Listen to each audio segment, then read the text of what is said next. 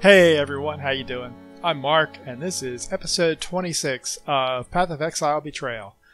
We are in the Ascendancy Chamber after I ran the Cruel Lab.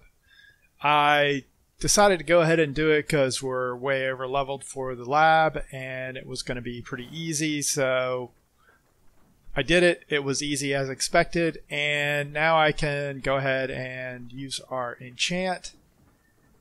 And I don't think it really matters all that much. I'll try the boots. That's not bad. Chance to freeze Shocker Ignite. We have a second one. Let's go ahead and enchant these two. On hit doesn't help us because we have no on hit ourselves. Our totems do our hitting for us. We have also 2 treasure keys, so let's see if we get any good treasure. I'm not really expecting anything useful. We get a decorative axe and a blacksmith's whetstone, which, you know, I don't need the wand. And let's open one more box. We get some currency. So the last thing we have to do is hit the Altar of Ascendancy and take care of our next Ascendancy points.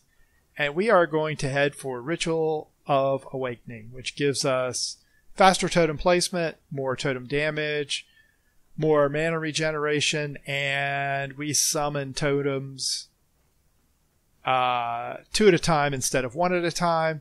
And we also regenerate 1% of our life per second per totem. So we can have up to 3 totems up, so that's a pretty decent deal. So this is going to be a fairly hefty sort of all-around upgrade for us. We also get mana regen and totem placement speed along the way, so we'll go ahead and spend those points and apply them. I also picked up 1 node on our way up to this nullification node here, which is going to give us life resist, energy shield, and evasion. Evasion's not very useful, but the rest of that is. So, yeah, we got a couple upgrades out of this deal. I am going to clean up this mess here and be back in a minute once I also clean out our stash because there's a bunch of junk in there I need to deal with. So, back in a minute. We are back on the Blood Aqueduct, and we are headed for Highgate once again.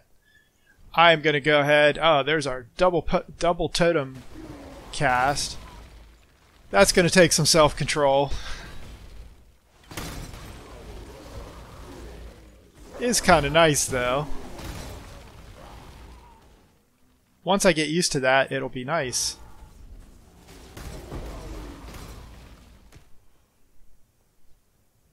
So we're just making our way to Highgate. I don't think there's anything to do here other than you know, just find the way forward. So we will do that, and we'll probably find some interesting things along the way, and I will let you know when we do. Like I see a corrupt area over there that I'm going to run because we always run those. This will be a good place to practice. So we can run through here, find some monsters. Maybe there are monsters in here.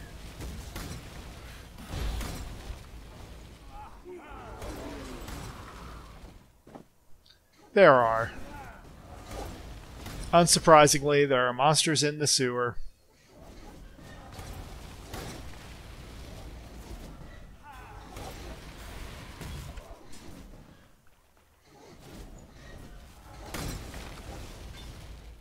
So once we get to Highgate, we are actually going to have a bunch of quests that show up.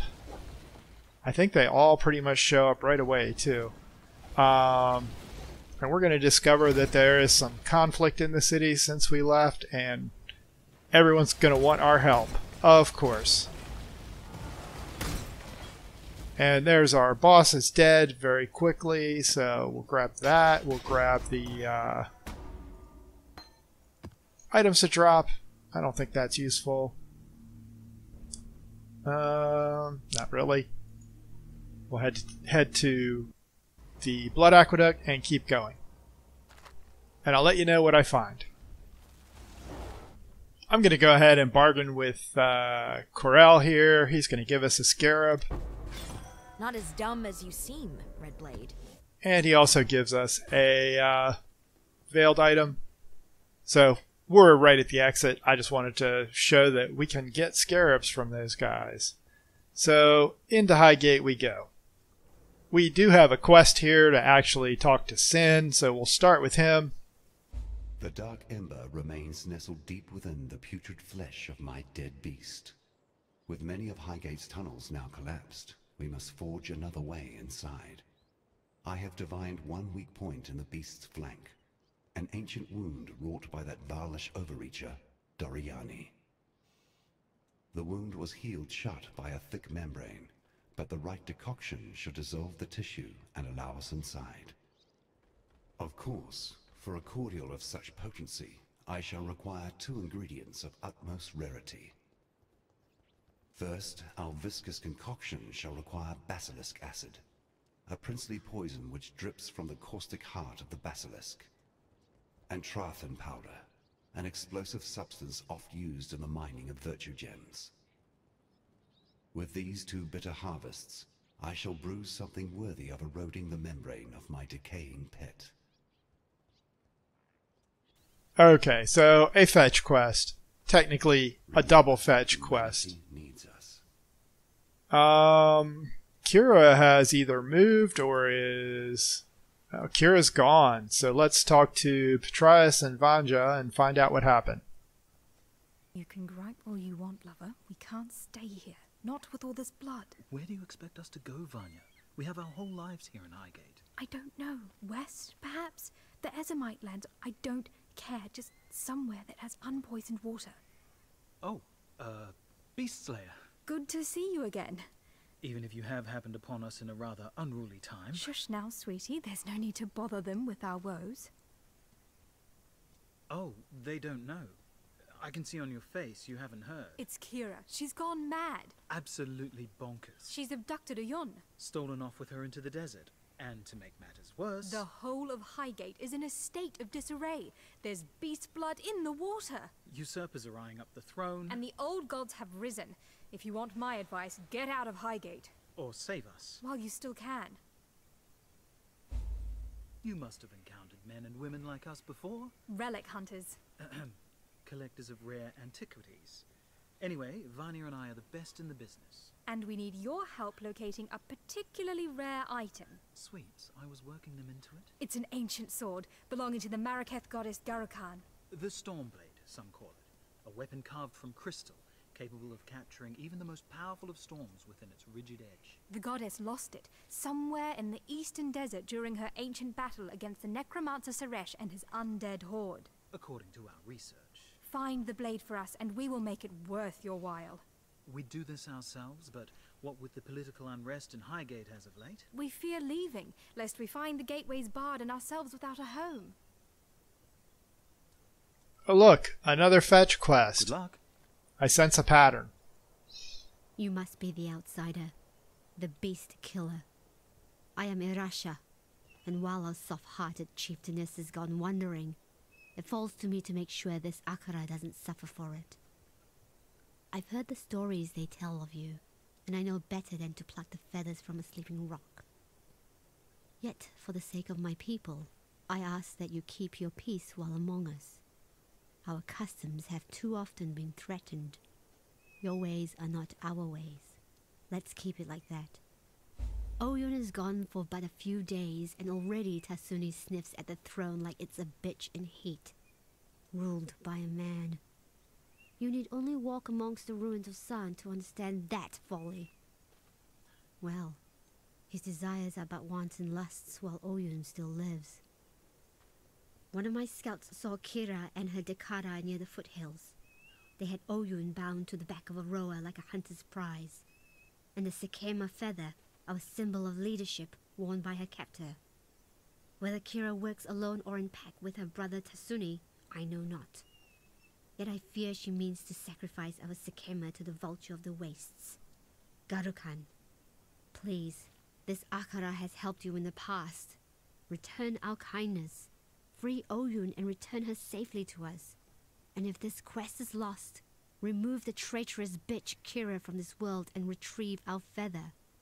As long as we have that, the throne of Marraketh will remain safe. Okay, so Kira's gone nuts, and we have to save Oyen from her wrath. And Tasuni over here has something to say too, and then we'll take a quick stroll around town before we leave. The nightmares are but whispers now, yet like prophets, cowering within crevice and crack. They speak of old gods returned, and the reprisal of an exile to our beleaguered land. My sister Kira has grown obsessed with the vulture of the wastes, our goddess Garukan. Kira has taken Oyun and plans to sacrifice her, imagining she can reforge herself as a Red Sakema, a warlord destined to unite the Marraketh under her bloody banner. My sister's betrayal is too great for forgiveness. Like a rabid dog wandering the mountain pass, she must be put down. I ask this of you, for you are familiar with such barbarism and will not feel the pangs of mercy that I would. On her person, I suspect you will find Oyun's royal mandate, the Sakema feather. If Kira truly wishes to take the throne, she would need such an item to be considered more than a simple usurper. Bring it to me for safekeeping. And please, return our Sakema Oyun to us, if you can. If she still lives, that is. But don't risk your life for hers. For I know her mind. She would not want that. You've done yourself proud today, Exile. Hey, there's a dead person here. I wonder if that's supposed to be Diala. No one is up here. The descent is open. If you recall last time, that was the ascent, which led us on into Act 5. The mines are closed. Looks like that's been barred up. And I'm 99% sure that this is closed too. So we really only have one way forward. And as soon as I clean up my inventory, I will head that direction and we can start our adventure in Act 9. Wow, Act 9. Almost done. I'll be right back. We are in the descent and we are headed forward. And there are lots of goatmen in this area, which is pretty much a linear point A to point B kind of passage. There's also a lot of beasts. And I have to remember that I'm casting 2 totems at a time as we pass through here. And there's a lot of stuff to open. I'm not going to open everything. But I will continue through here, try and get past all these monsters, and let you know what I find. So there are these supply hoists that basically take us between sub-areas of this zone. Nothing really spectacular, I just wanted to show that to you before I went on. We've made our way out of the mountains and down into the desert. This area, if we look at the map quickly, you can see it has 2 side areas that lead off of it. So I believe we're going to find a waypoint in here, and we're going to find two exits. One is going to lead us to a side area, and one is going to lead us to the way forward. And usually the waypoint is sort of in the middle to the south, so I'm going to go through here. I'm going to kill all the monsters. We have a lot of these lizard type dudes and a bunch of undead that we've seen before. So I am going to kill them off. Oh, we have scorpions too. I'll kill them off and let you know what we find. We have found the quest item that we're looking for here as soon as I clear these monsters around the area. we will open the storm weather chest and see what happens. It'll be fine. Nothing bad could possibly happen from that, right? Okay, throw down some totems, open this up, and it's a mummy attack.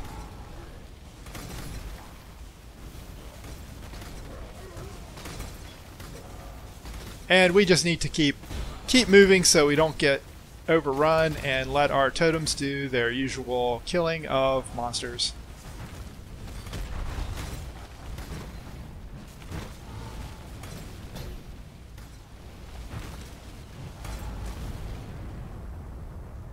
And there is our first quest item, which we take back to Petrius and Vanja. So that is step 1 complete. We still need to find the items for Sin, for our main quest, and we need to find the waypoint in here. So I'm going to keep poking around, see what else I find. I'm pretty sure there's nothing else other than the waypoint in here that we need to deal with. So I will be back in a moment. Oh, there is a crafting recipe here. Let's take a look at that. I spoke too soon. I've never seen this, but of course crafting recipes are new. So there's the waypoint. We grab that.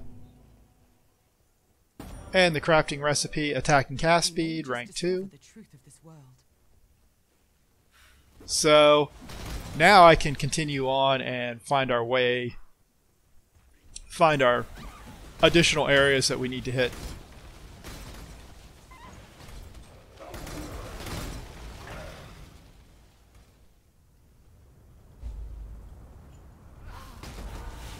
And that gives us a quest to, this exit gives us a quest. This is obviously an exit. We need to go back and talk to Sin about that. And we will go ahead and do that, since that's one of the 2 places we need to go. So I'll head back to town. We just have the waypoint right here. And we can take care of that. Back in town, we're going to go ahead and turn in the Stormblade. You did it! They found it, Bataris! They found it! By the gods! Garukhan's famed Stormblade. Do you know what this means, my sweets? Once we find the right collector... Oh, we can go anywhere. Have anything. We will be like royalty. But the storm inside is a problem. It's too volatile in its current state. You're right. We can't trade away a weapon of such apocalyptic nature. This will require some pondering, my love. In the meantime, thank you, Exile. Take your pick of our stock. We get a quest reward, and we are going to take... Oh, I don't know. Let's go ahead and take a wand.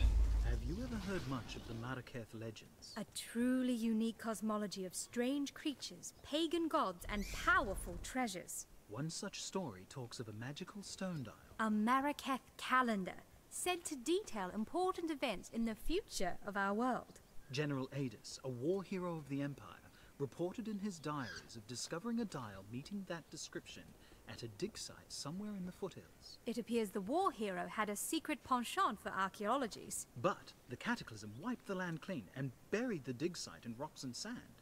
No one has been able to locate it since, nor the stone dial. Seems that with everything that's been going on of late, knowing what's due to happen in the future could be a fairly profitable ability. We know you would never have use for such a gift. It would remove all the enjoyment out of adventure for someone like you. Yet, in times such as these, our small folk could do well with a heads up if something particularly nasty were to occur. Besides, a relic like that should sit in a museum. Or our collection. Not be lost beneath the rubble where it benefits no one.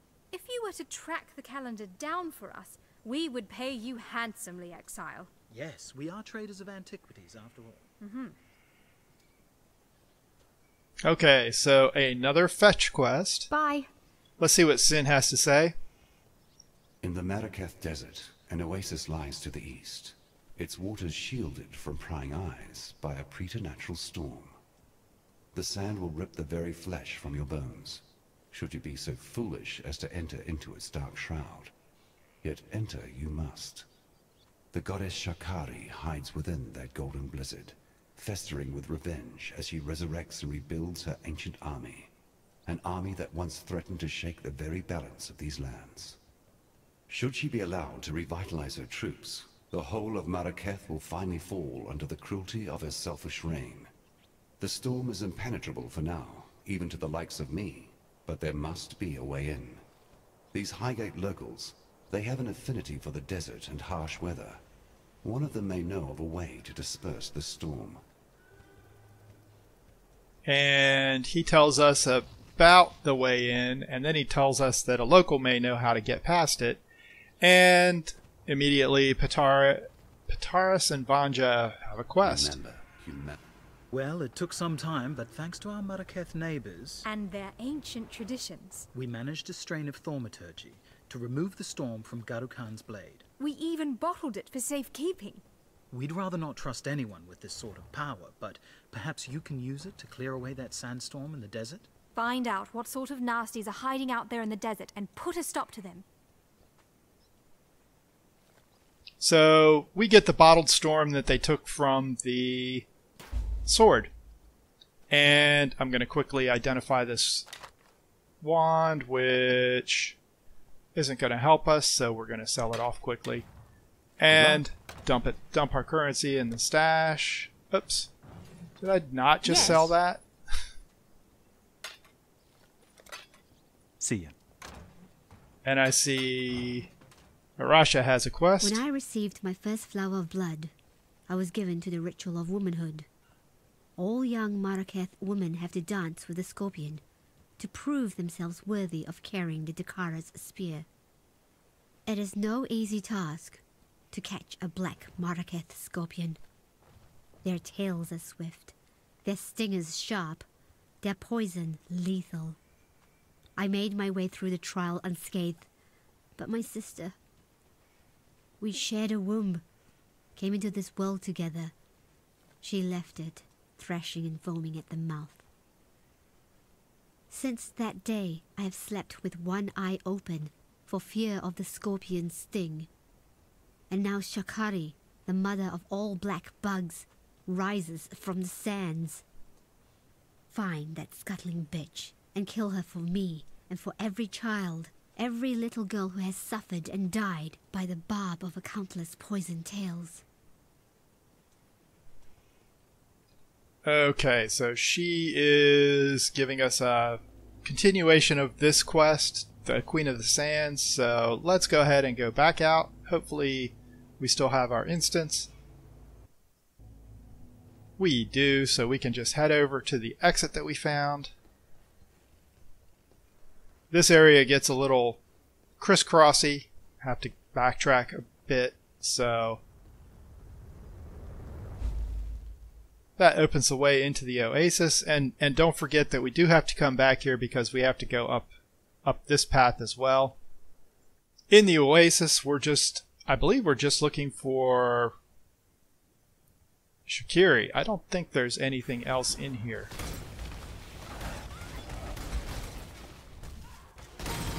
There are, however, a lot of the same sort of monsters we ran into in the desert, so we are going to continue on our way quickly, killing all these off. And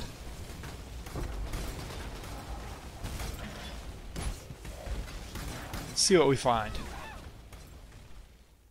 And I am at the point where I really need to upgrade my flask, which is why I'm picking up all of these flasks. Oh, and it looks like Alva's out here, so we're going to have a bunch of incursions to do. And we've done plenty of those on screen, so I don't think I'm going to do them all on camera.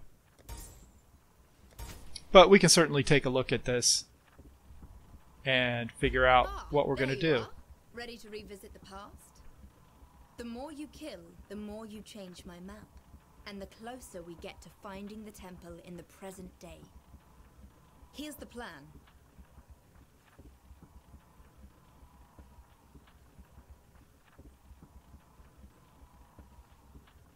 So we're going to try and kill this guy here. We don't care about doors because we have them all open. So all we need to do is kill Guatlitzi, Architect of Flesh. And as usual, we get a bunch of stuff outside that we can pick up. And we'll pick that up too. As usual, I'm picking up stuff that might be useful for other characters. A whole room filled with dangerous strongboxes packed to the brim with treasure. You're my favorite person, Exile. The temple looms closer with... Yeah. So we have 2 more incursions to do in this zone. We will definitely do those. And I also see we have a Mortal Syndicate stronghold over here, which I'm going to do. And, you know, I'm probably not going to do all these on camera just because we've done them all before. So I'm going to clear this, and I'll let you know what interesting things happen when we do. Well, that was a protracted battle. We did find a Divine Orb, which is a nice find. And we also killed Corel. Oh, and we still have 1 summoner out here to deal with. We kind of had to do a running fight here. That got kind of nasty. We will talk to Corel. The syndicate is built on trust, and trust cannot be broken. Sure, we'll bring Hillock up into the fold. Wise choice. And we'll go ahead and continue on our way after casting our golem. So I just did a corrupt side area, and I got the actual gem that I'm looking for my other character, so that is a win. Going to set that to the side so I remember to actually put it someplace where I'll remember I have it. I also found something that I don't know what it is. As soon as I kill those, I will show you. There's this forbidden vault, and I don't know what that is. So I'm definitely going to come back and check this out before we do the boss fight. I also, if we look on the map, up here is the boss fight. You probably can't see that too well. So all I need to do is I'm going to complete the incursions that are in here before we do either of those things. I don't know how long they're going to take, and I don't want to lose the instance without completing those. Just in time. So there's Alva again. So I'm going to go ahead and do these, and then we can move on with the boss fight and figuring out what that vault is. Well, apparently this zone has all the things. We have found a desert hideout too. So, yeah, this episode might run a bit long. We accomplished what we wanted to do. I am going to go ahead and open this hideout down here. You've seen those plenty of times before, so there's no real reason to show it, but that's where we are. The hideout is unlocked, and it's not bad. It's got a pool in the middle. It's sort of an oasis-like location. It has some rough fortifications around the outside. Interesting layout, and we'll talk to Helena quickly before we move on. Back to the oasis, and I'm going to run up and hit that, whatever this is. I have no real idea what this is. As far as I know, this is new, so we'll see. Oh, it's Djinn. I do not know what this is. Let's find out. Exile, I fear I have not been entirely honest with you. This dusty pit was once the Forbidden Vault, and I its guardian. That you have not heard of it is not surprising. It was kept in absolute secrecy for countless generations, known only to my Akara. The Order of the Djinn. It feels so strange to tell someone. To speak so plainly would have been a sin of the highest order, punishable by death. It seems harsh to an outsider like yourself, but you do not know the importance of what we did. Okay, so I want to find out a little bit more about the Forbidden Vault. Djinn of the Djinn. My Akara, my people, were long ago tasked with protecting the people of Wraeclast from themselves. Many artifacts of great power exist. You have come across some such in your travels. But there are some artifacts whose power is so great that to use them would put the world in jeopardy. Artifacts like the Horns of Kulamak. We, the Order of the Djinn, existed to keep such power sealed away in secret. Better that the world forget that it, and we exist, than fight for control of a power they have no hope of controlling. Okay, so I guess this is just a little lore area. I don't see a whole lot else we can do here. You have not heard of us because you were never meant to hear of us. I say us. In truth, it is just me left. We came from all walks of life, but we were all orphans, taken in and raised by the Order, and taught never to speak of it under punishment of death. It sounds harsh, I understand, but such was the importance of our duty that a life of solitude and secrecy was necessary. For hundreds, maybe thousands of years, we remained secret, until Janus Perandus, that imbecile, he sold us out, reaching for the last vestiges of his ancestral glory. Just like his great-grandfather Chittus, he may have doomed us all. Alright, we're going to find out all of it. You have heard of the famed Perandus family, I have no doubt. Wealthy and powerful, and responsible for putting Malachi in position to bring Wraeclast to ruin all those centuries ago. Though Emperor Chittus is the most famous of the Perandus family, some remnants of his vile bloodline linger even still. Janus was one such remnant. He too was orphaned, but with the Perandus coffers dry and the Perandus name worth its weight in gold, no one took him in. No one except my Akara. That he is the only other survivor, and is now a powerful member of the Immortal Syndicate, leaves no doubt in my mind that it was he who sold us out. If there is but one silver lining in all of this, it is that I may get to sink my blades into his flesh over and over and over again. Well, now we know why she doesn't like Janus. We were only taught what was passed down for generations. We believed the horns to be the ultimate tool of life and death, capable of siphoning the very breath of life from any living thing. We do not know where it came from. Perhaps the remains of a powerful, long-dead animal. Perhaps a creation of the gods themselves. Regardless of its provenance, I believe the horns are what have given the Immortal Syndicate their miraculous ability to return from the dead unscathed.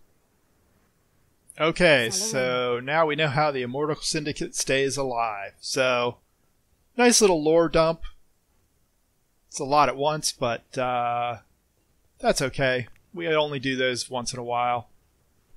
Let's go ahead and head up to the actual boss fight, and this is going to bring the episode to a close once I finish this.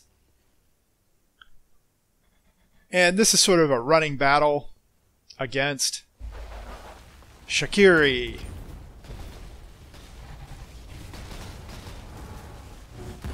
The Scorpion. And she realizes she's doomed and goes up here and hides, and then starts running. And along the way, of course, she's summoning tons of little scorpions that we're just killing along the path. So it's a nice running battle. Sort of an endurance fight. And if you run through those little whirlpools of sand, you slowly sink into the sand and it slows you down. So don't do that. And we are in the main arena, and you can see this swirling sand here is what we want to avoid. And now we face Porpoise Scorpion. The annoying fight.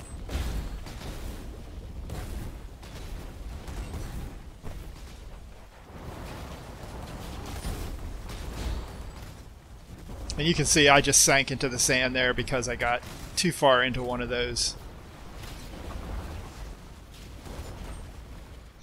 areas of sinky sand. Ach, sinky sand. And this boss fight is actually a bit annoying because the boss keeps disappearing.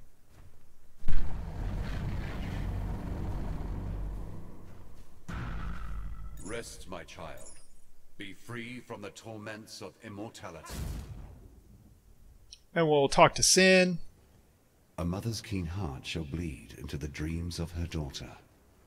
Once a beauty who held captive the hearts of men and women alike, Shikari's splendor decayed into lust. for the power possessed by her skyborn mother. My daughter once sought out such power within the great sands of this desert. Ever determined, she found it, and it made of her the twisted creature you so mercifully dispatched. Driven by agony and shame, she built an army out here in these sweltering lands, and would have conquered the very sky had not the beast soothed her into peaceful oblivion. A babe once more, sleeping in her cradle.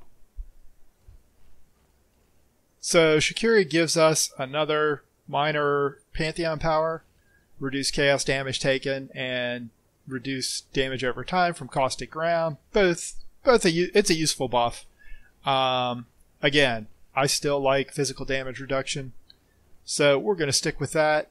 We also have a quest back in town to turn in, and we'll do that next time. I am going to call the episode here. We have run pretty long, and even with editing, I think this is still going to be a long episode. Thanks as always for watching as we discover all the hidden secrets of Act 9.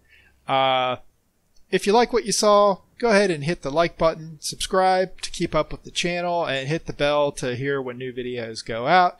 Have a great day, and I will see you next time.